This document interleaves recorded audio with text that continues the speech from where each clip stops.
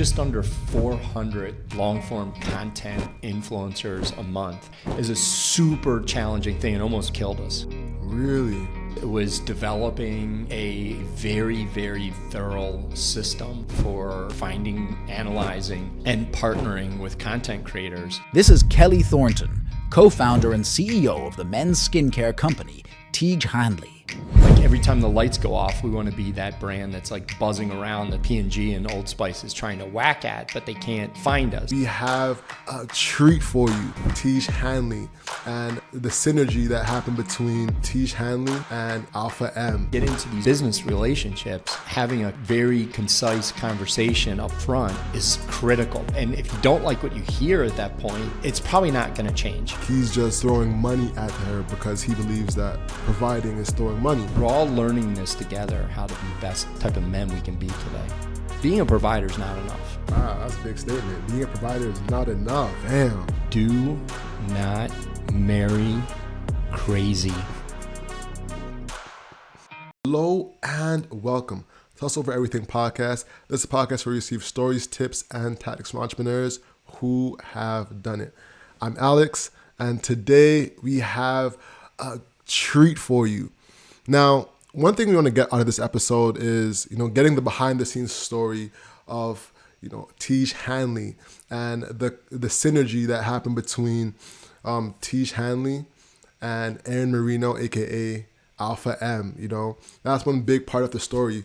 But another part that we're going to talk about is masculinity, and diving into what that means in this modern day era, because, there's a lot of things going on when it comes to toxic masculinity, dealing with the challenges of entrepreneurship and masculinity at the same time. So it's going to be an interesting conversation, strap in. If you have some tea, go get some tea, and, put this in the background and let's vibe out. All right. Kelley, how you doing, man? Great. I'm super excited about the topics you just laid out.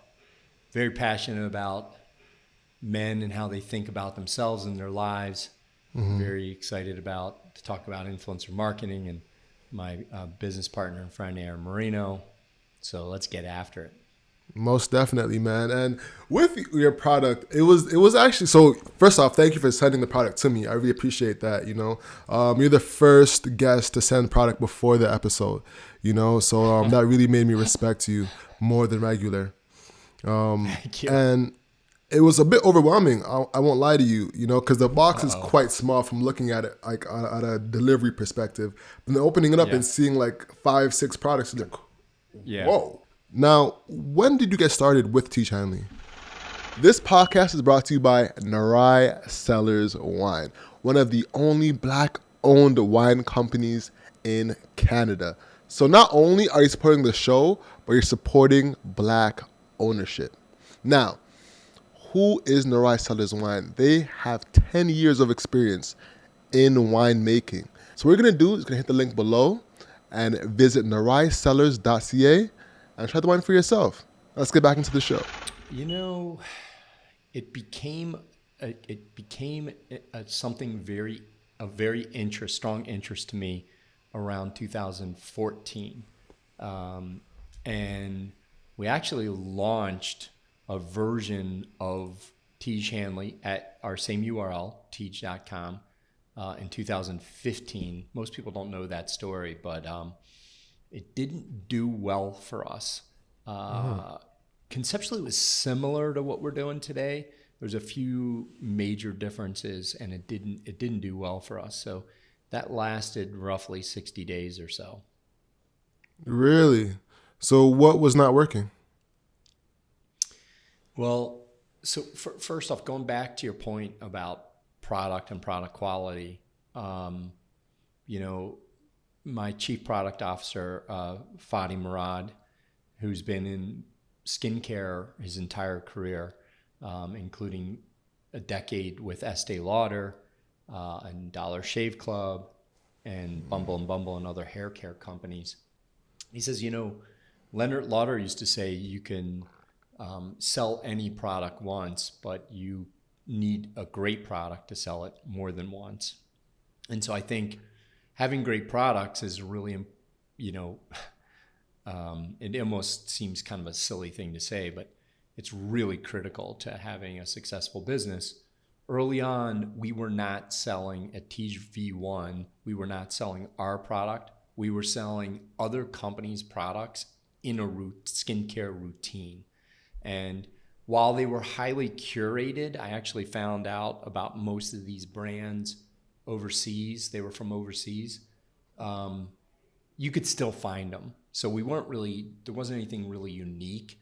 I mean, we were trying to educate guys and sell them a skincare system, but it wasn't our brand, and it wasn't a product that couldn't be found elsewhere. So it didn't work. And then we had one other huge problem. We had no voice in the market.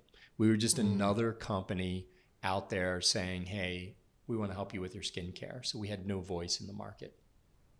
No, that's big. I heard this phrase that, beginner entrepreneurs solve for a passion. Second-time entrepreneurs solve for a problem. And then third-time entrepreneurs solve for distribution. There you go. And love it. I think that kind of aligns with you, because with you aligning with Aaron Marino, I think that kind of solved that for you, where the distribution really just hit, and you could really count on that almost borderline free distribution because he's a partner in the company. So you can kind of count on that. Let's talk about that. That. It's a very interesting concept. If you don't mind, I am going to challenge you on that comment. Let's do it. Because there's absolutely nothing free about my partnership with Aaron or what he brought to the table. I can't stress enough the value that he brought to Tiege. Tiege V1 had no voice in the market. We reached out to Aaron because we wanted to find someone that could help us with a voice. We just got super lucky that Aaron was very interested in the actual industry, in skincare and men, and was willing to become a partner. He brought us a voice. Every customer that he helped us connect with was not free. It was paid for with bars of gold. And those bars of gold were equity in our business. So he received equity for his contribution to growing this business.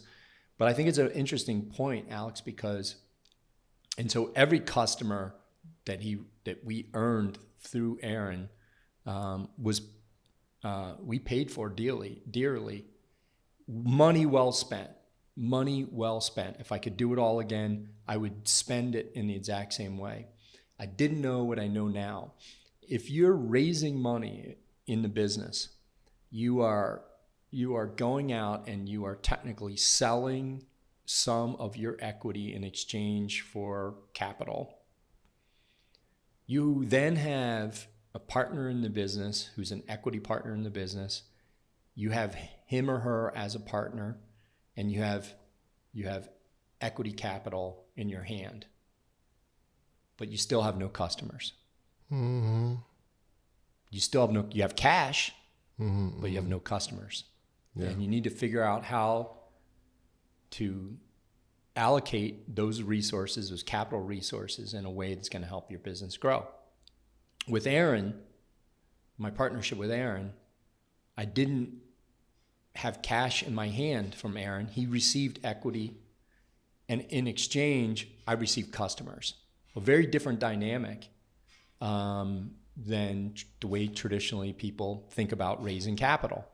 I didn't have it in those terms in my mind originally, but that's exactly what happened.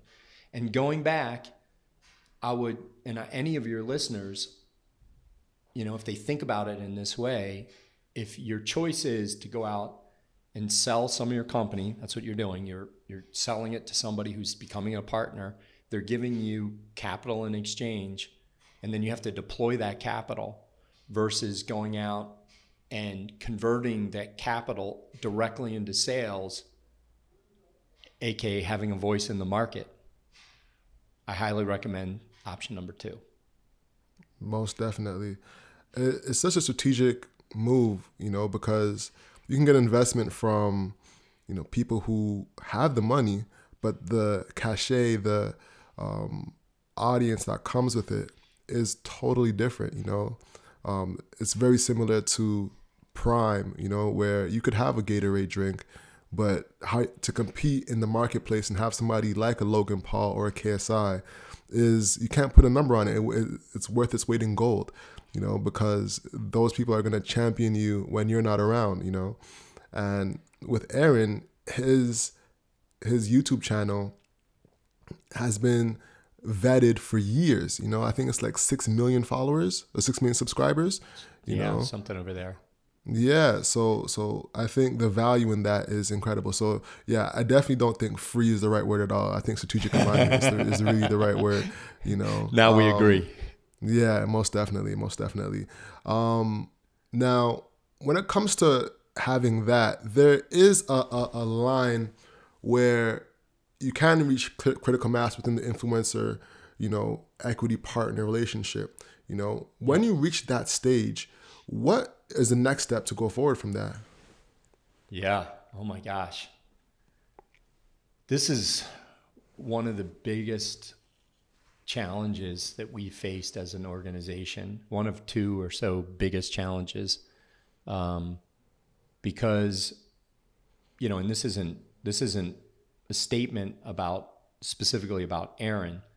This is just, a statement about growth and digital marketing and reaching plateaus. You're always going to, at some point, you're going to tap out a channel. And this is relevant, by the way, in like every single thing you do. We work with about almost just under 400 long-form content influencers a month. And the best ones have been with us for years. And at a certain point, you reach critical mass with those content creators. And it's just a natural evolution of a relationship with a content creator. Most of it is because you get to a certain point where they've talked about your product to their audience for a certain period of time. And there's an uptick in sales, and over time you kind of plateau. And then eventually it's kind of for each incremental, for you economics guys out there, for each incremental dollar you spend, your marginal return decreases.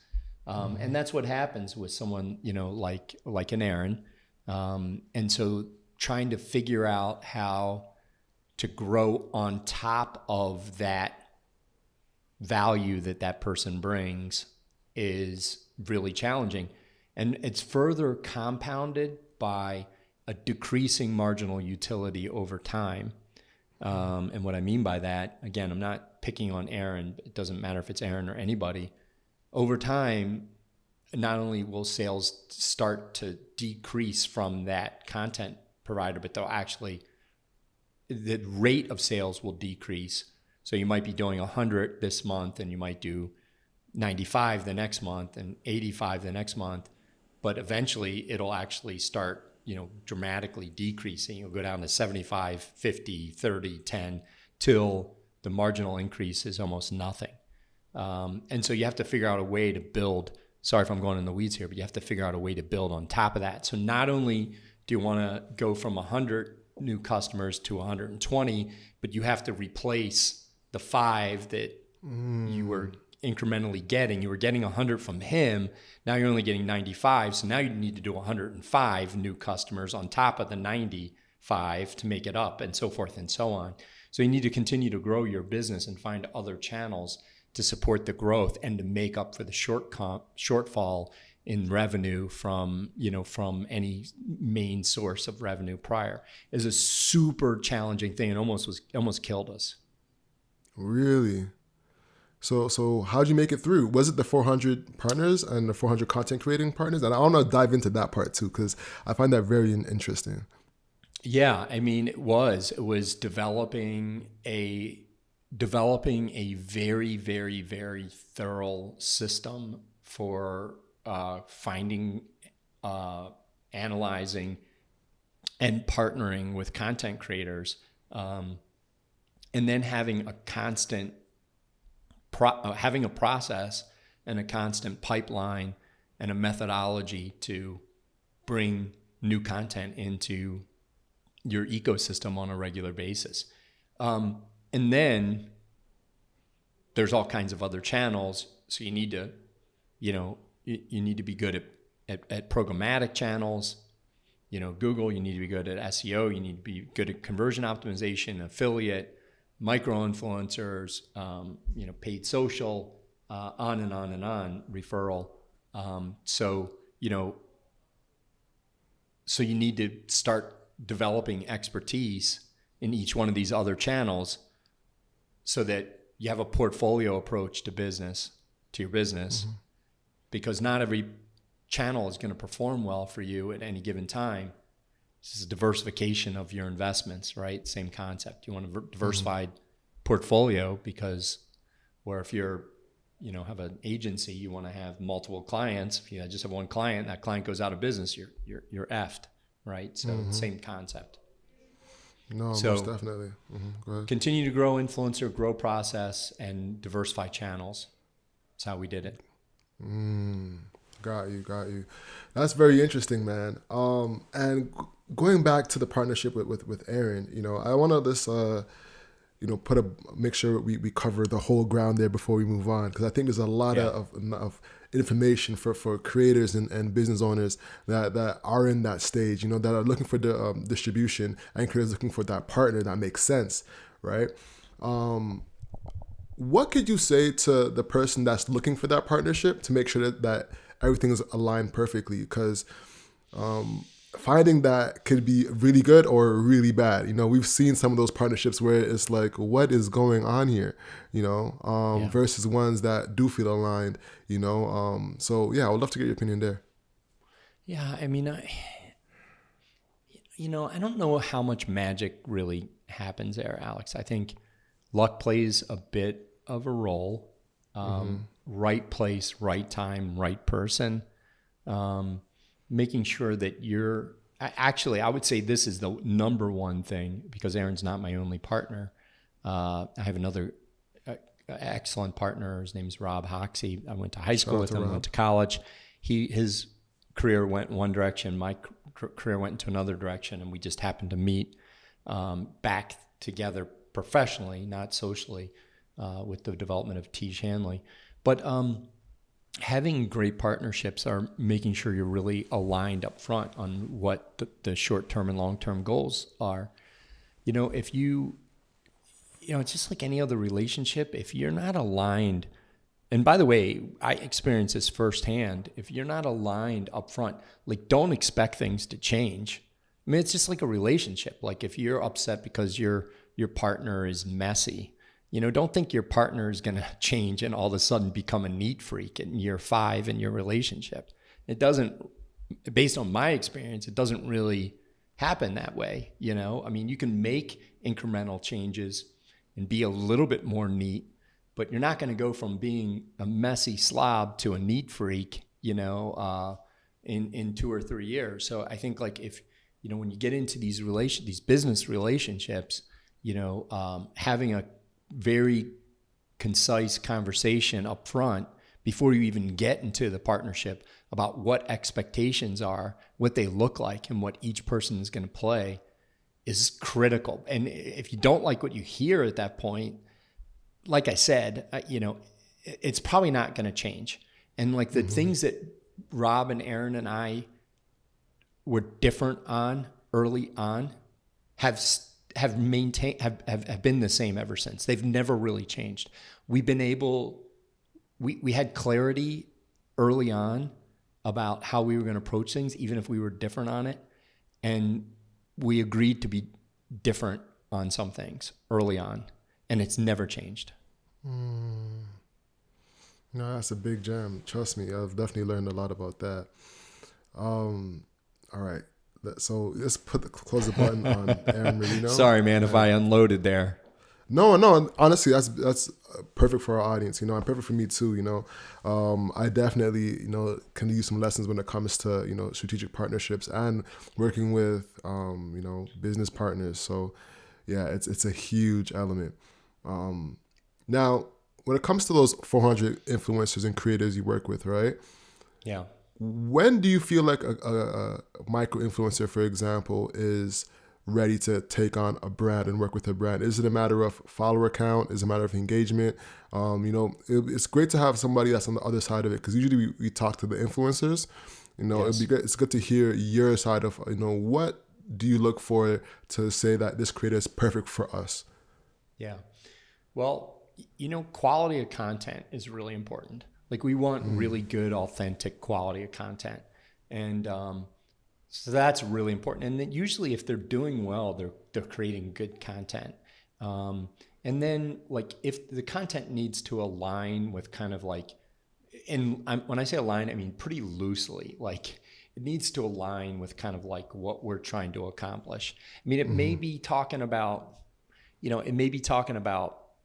cars, which isn't like perfectly aligned with us, but it could be, it could be something related to guys, and, that they're taking care of their cars and that's an important part of their life, or something like this. So it needs to align with kind of like what our overarching mission is. The closer, the better. So closer is talk about a guy taking care of himself, working out, eating right, dating, getting a job, what to wear, these type of topics. So they need to create good content. It needs to kind of align with what we're talking about. And then they have to have great engagement with their audience. That's much more important than any other metric. And then lastly, they actually need to, which is part of engagement, they need to be able to kind of like sell a product, right? I mean, we've worked with people that just are not really capable of selling product, and that's okay. I mean, like, everybody's not the same. That's why they make 31 flavors of ice cream, right? But you got to be kind of good at selling a product, or else, it's not going to work for us. No, most definitely. Can I tell you about my favorite creative partnership you guys have done? Sure. Abba and Preach. Listen, I tell you, fresh. My man's 28 going on 80, and I don't want that to be you guys. And that's why today's sponsor, Tiege Hanley, is coming in to save the day. that has been the funniest ad I've ever seen on YouTube. Walk us through that decision that you made to give them the creative freedom, because I think that's a big part of some of the partnerships you've done, and that's a big gripe with creators, being able just to talk freely about a brand, and the decision that you made to let them talk freely. Yeah, well, so that is one of the secrets of any disruptor brand. Not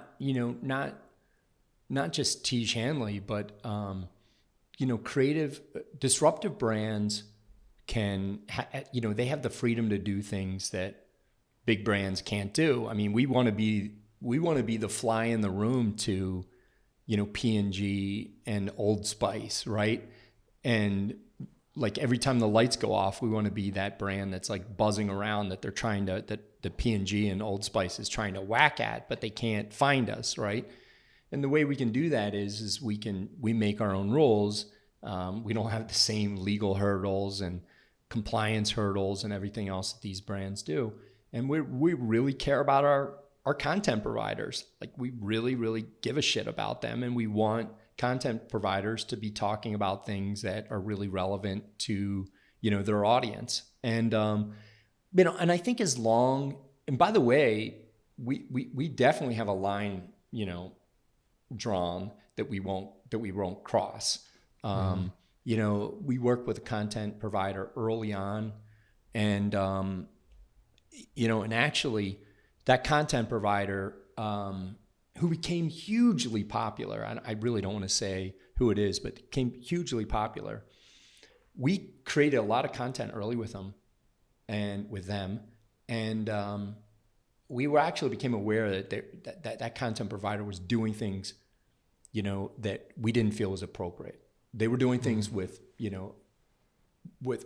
relationships that they had outside of their YouTube personality that we didn't feel comfortable with. I mean, it's just not appropriate. And so we made a choice, whether or not our consumers know that or not about this person's personal life. We just felt like it was inappropriate.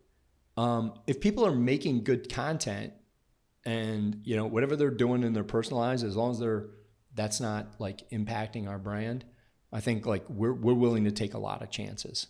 We're willing to take a lot of chances and roll with content and see where it takes us. Ab and Preach makes like phenomenal content. I mean, their content's awesome.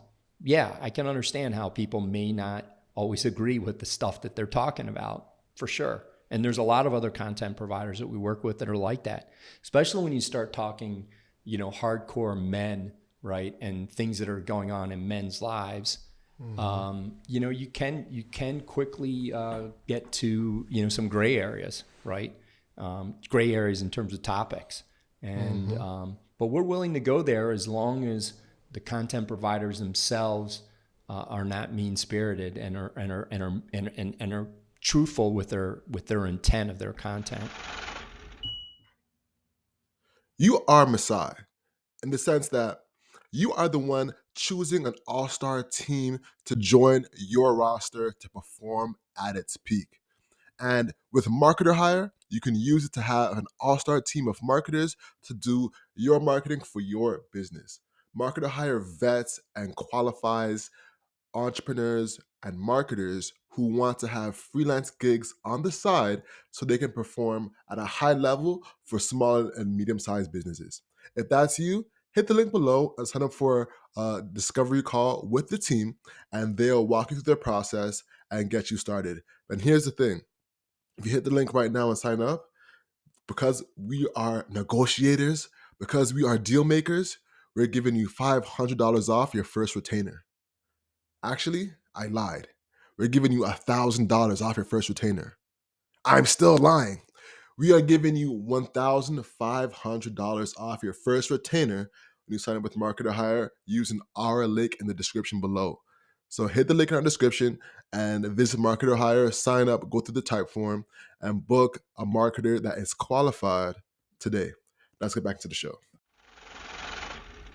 No, most definitely. Speaking of which, I would love to get your opinion on the red pill movement.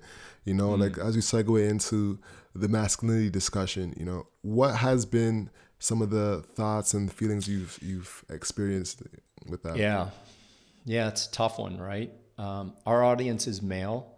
We speak male. And by the way, I'm not being cheeky there. Like you tell me you want me to come up with a women's line of skincare, I would tell you, we don't know how to talk women. We don't know how to talk to women.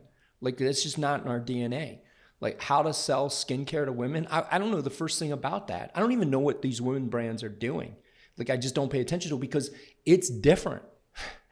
You know, us dudes talk to dudes differently. We have the same basic language. It doesn't matter how old you are, where you live, what your, you know, race is. We talk about the same shit. Dude, if it's funny, we're talking about it. If it's sports related, we're talking about it. I could walk into a room with pretty much any guy and say, what do you feel like about the Ravens, you know, losing this weekend? And like, can you believe Philly's out, you know, Detroit's out, and the Ravens are out? And you and I can have at least a 30-minute conversation about that. You know, I mean, it's just common guy language. Women talk about other things. Like, I don't know about that shit. You know, we don't know that. So I think, like, you know, regarding the red pill movement, like we can relate to other guys and we can try to talk and have conversations about what it means to be a man today. I think we want to stay in our lane as much as we can. And our lane is about physically taking care of yourself. That's kind of our lane. Like, I think there's a mental aspect to that, but physically and mentally taking care of yourself is really important, right? So you better be working out, getting some level of exercise, whether that's just walking around the block every night or going to the gym, running, exercising.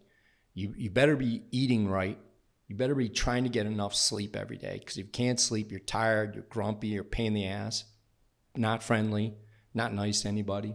You know, you better be trying to work on improving yourself and take basic grooming habits. You know, brush your teeth in the morning, wash your body, use something that's you're gonna feel good about yourself. use a moisturizer so your skin looks nice and you feel good about yourself and you're ready to go to work and kick ass every day. And that's that's our lane. So we're talking about that a lot. Mm-hmm. Got you. You know, and when it comes to that lane, you know, a lot of things go into that. And it's interesting because the Red Pill movement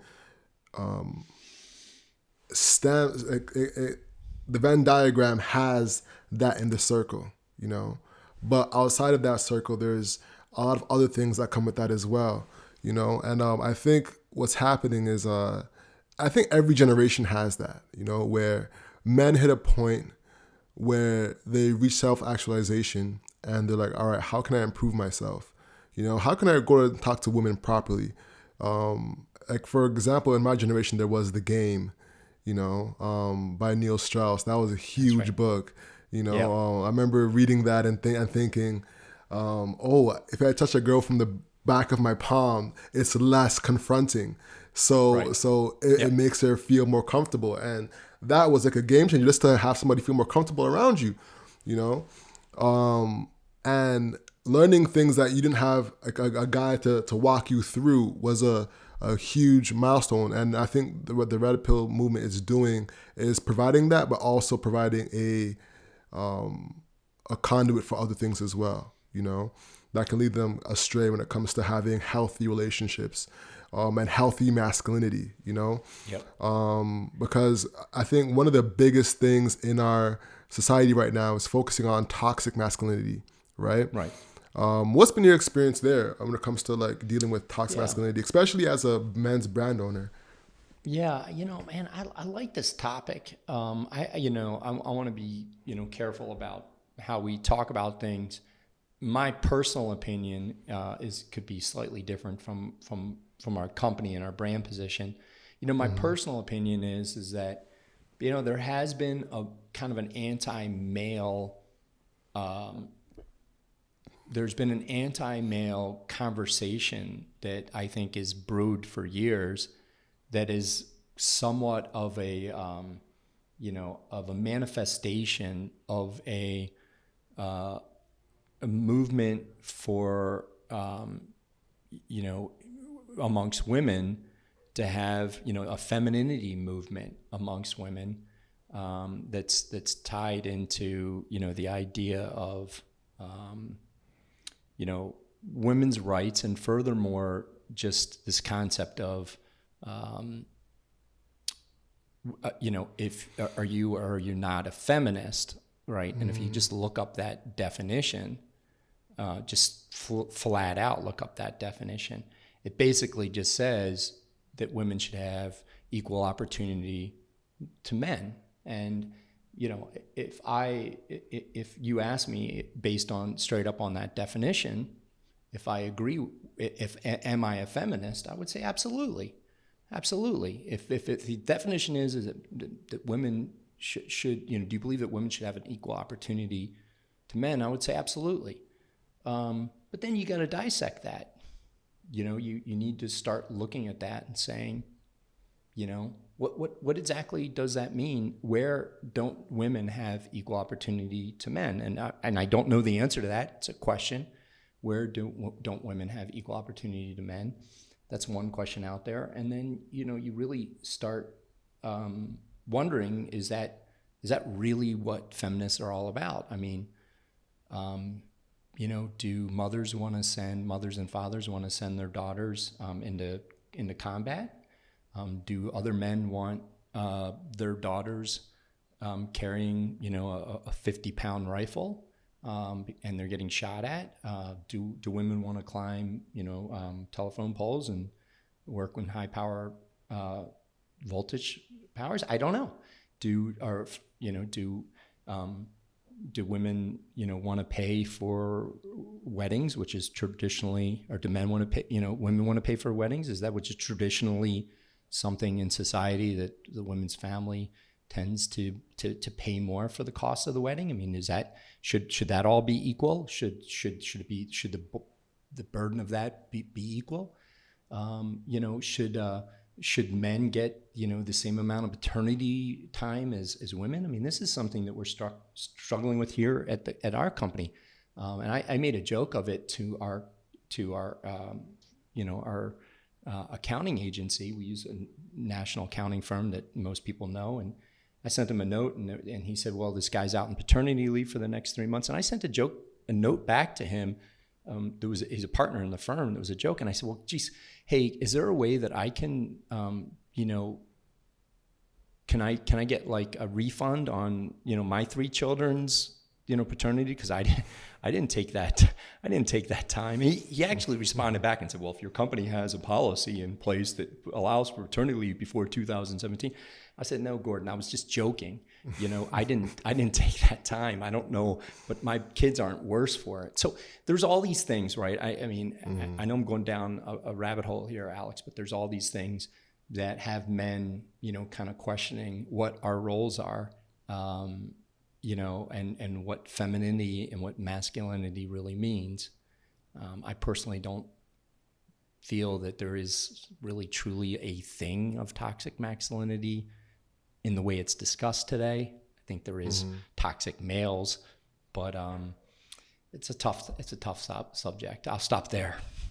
You bring up some interesting points, when it comes to toxic masculinity and figuring out where the line is between the gender roles that was previously, entrenched in our society and where the new modern norm is, when it comes to dealing with military, when it comes to dealing with hard labor.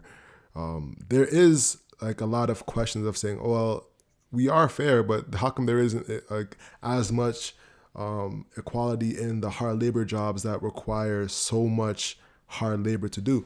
I can understand that. And a lot of the jobs that are being taken up, are focused on soft skills and white collar jobs. So I can see where you're coming from.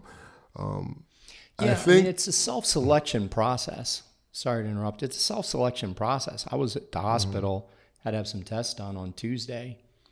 You go into a hospital and there is a tremendous amount of female workforce there. And they're self-selecting, right? They're going to school to become a nurse or a medical practitioner or a doctor. You go to the construction site that's across the street from our office, and you don't see many, women masons or bricklayers because they're not selecting to do that job, right?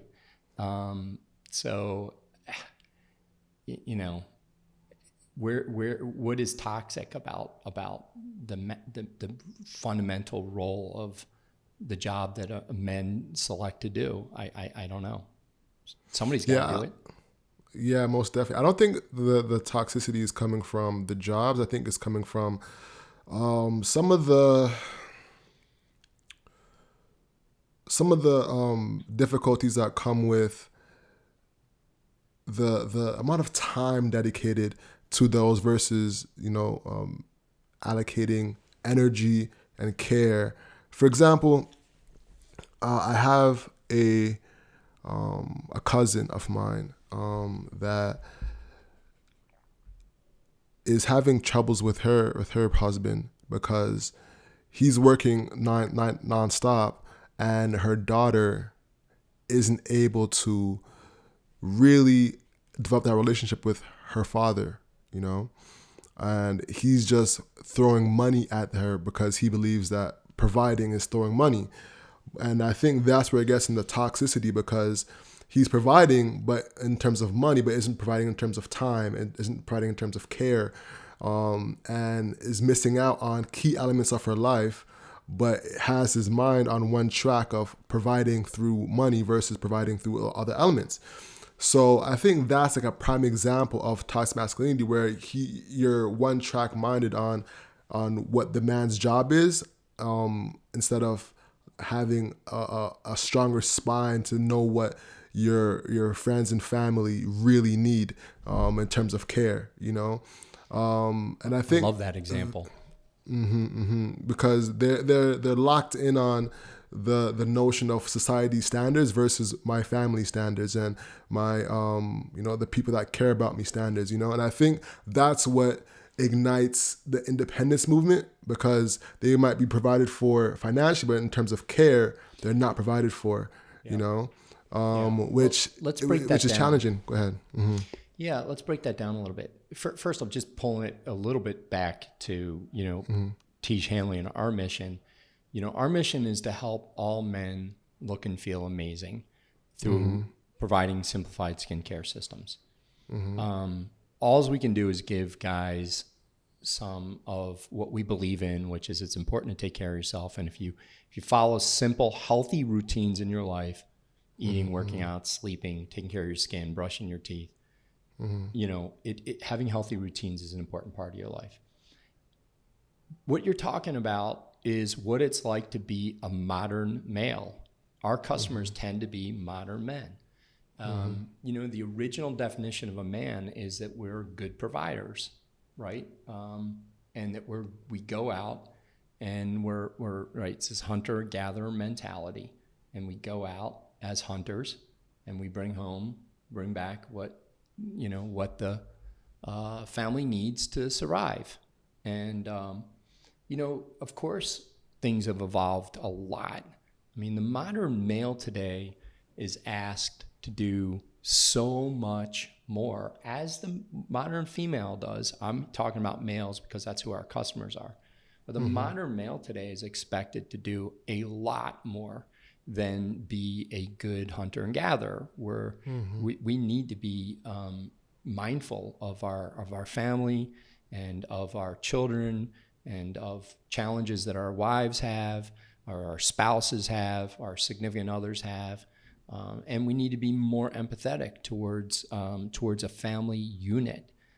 This is much different than what my father was like, maybe your father, where we really were thinking about, we provide and then you take care of everything else. And that's where this issue comes from. But being a modern male today means being more than just a provider. You need to be a good role model. You need to be there for the people that depend on you. You need to be there emotionally. You need, to the best that you can, need to participate in your family's lives. So this is, I think, by definition, where we are today for what the modern male is faced with. And it's hard, just as it is hard being a female, just as it is hard whether or not you're a working woman or you're what we call in my house, my wife is my CFO. She's my chief family officer. Her role is equally as important as mine, very equally as important. Completely different tasks, daily tasks, but equally important.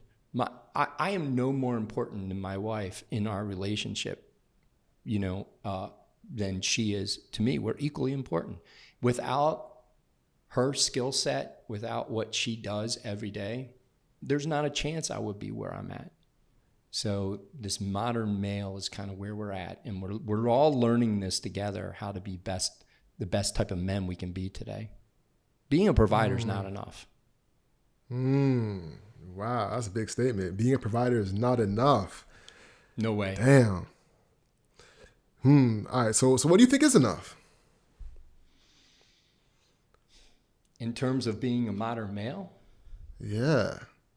I mean, I don't even know if you have the answer to that. That's a. Of course, I don't have the answer to that. I mean, I have a, I have a point of view.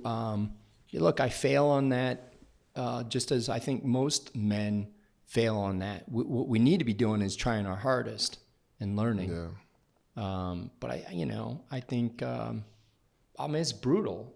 I mean, it's unbelievably difficult, right? I mean, again, I'm not saying a woman's task or role is not easy. I'm not talking about that because I don't know about that. I'm saying a male's task is very difficult. It's very difficult working all day. It doesn't matter what your occupation, manual labor, work in office, working all day. I don't know about you. I'm sure you do because you're a hustler. You're working 10 hours a day. Yep. And you got to go home, and you probably don't have much of a commute. Most people don't have much of a commute anymore. They go from their their office or their study, into their kitchen, and they're talking business and they're dealing with very stressful situations. They close the door and they go in and they've got their children running up and saying hi to them. They got their wife saying, I need you to go take out the trash and do this and that. You have zero time to go from all the stuff that the burdens of what you just dealt with over the last 8 hours into being dad or into being a good spouse or a good partner. You have no time at all. And it's and you wonder, society wonders why people are so dependent on, drugs and alcohol and everything else. It's just like people are just, they just need some downtime. Men need to be able to work really hard, and they, hopefully they have a very supporting person in their lives that allows them and understands what they're doing all day long and helps them convert into being that good father that's empathetic and listening and there for their family. We all need help with that. I need help with that. I bet you do too. 100%. 100%. Right now, I don't have a family. I plan on having a family soon. I'm turning 31 this year. As someone that's a CEO and a family man, what advice do you have for me? If you could go back to that 30-year-old self of yours, I don't know, you probably look like 33 now, but it's awesome. What advice do you have for awesome. Me? I'm going to give you some small, here is my advice. Do not marry crazy. Do not marry crazy. You gotta marry somebody. And again, I don't really care about anybody's, personal preferences. If they're gonna marry or have a spouse, you need to have a spouse that you can rely on, is dependable, that cares about you, that is, willing to be the type of partner that you need to support kind of your goals, and you need to be able to support their goals.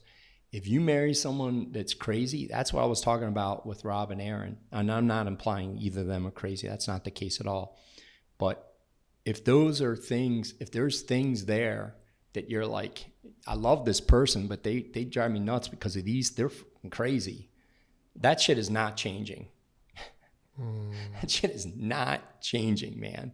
And in order for me to be who I am, the number one thing, I don't strip away everything.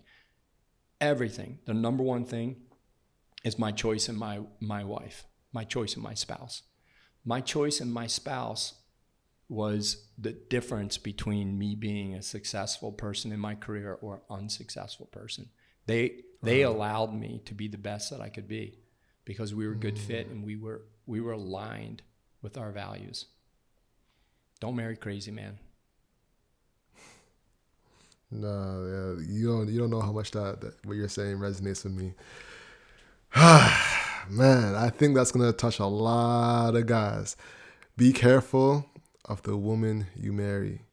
Yeah, I think that's some of the best financial advice too. From what I hear, the biggest decision you can make is marrying the right person. So, what made you, as work was wrapping up, what were some of the deciding factors that let you know that, hey, this woman is my wife? Go to the fundamentals.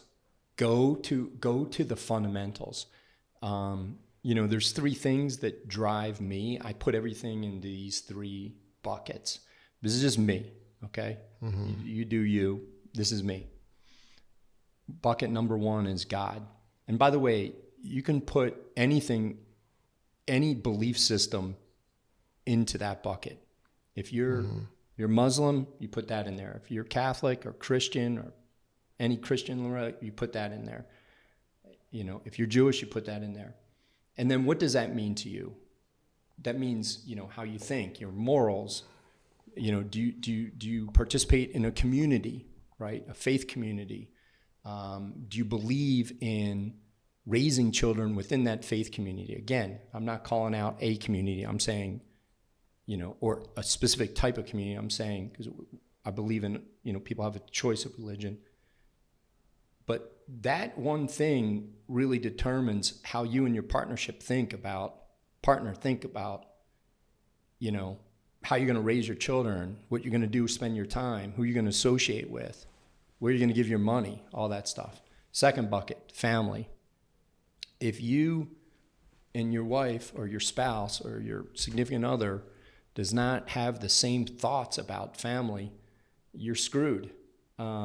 If you have no family life and you were born into an environment where your family was not very structured, and your significant other has like a very structured family life, and they meet every Thursday, or else their parents, disown them, and they have dinner together, and they play, baseball together every Sunday and everything, you're going to be like, what the hell is going on here? Who am I marrying, you or your family?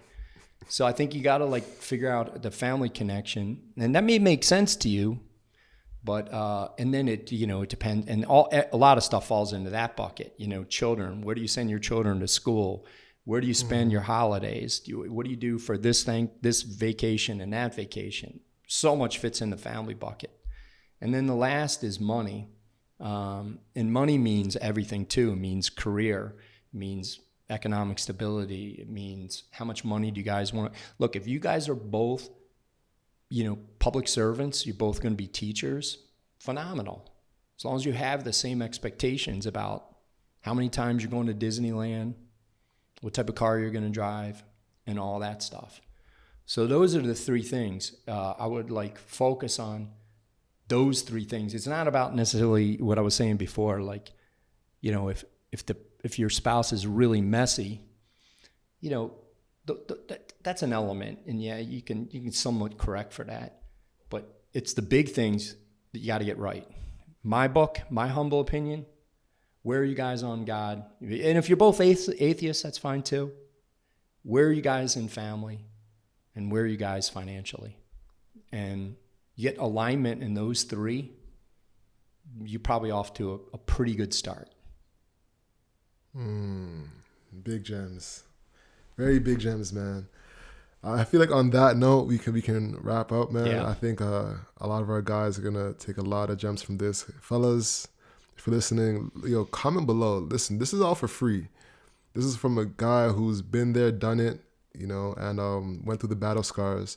I actually have one last question. Yeah. And this is going back to business, and we can wrap on this. For the D2C guys, that are like, all right, I want to jump into the market now, and start marketing my XYZ business, where do you see the market going in terms of, one, how to market, how to, treat the new landscape of social media, and yeah, I'll let you go from there. Yeah, man. So there is this talk, right, that DTC is dead, or it's not the right time to get in. I actually take that with a grain of salt. I think it's a great time to get into DTC. I think it's an awesome time. There's no better way to communicate your brand than to have a direct relationship with your consumer. There's just no better way. Is it incredibly hard? Absolutely. Is it expensive? Absolutely. But there's no better way to have a brand than to have a direct relationship with a consumer. And, timing is important, very, very important, but execution is more important. Executing well in business trumps, pretty much anything else. So if you can execute really well in the DTC space, sky's the limit. Go for it. Awesome. With that being said, ladies and gentlemen, this is what you can control. So control your grind and control your life. I'm Alex. I'm Kelley. There you go. And that's the show, y'all. Peace.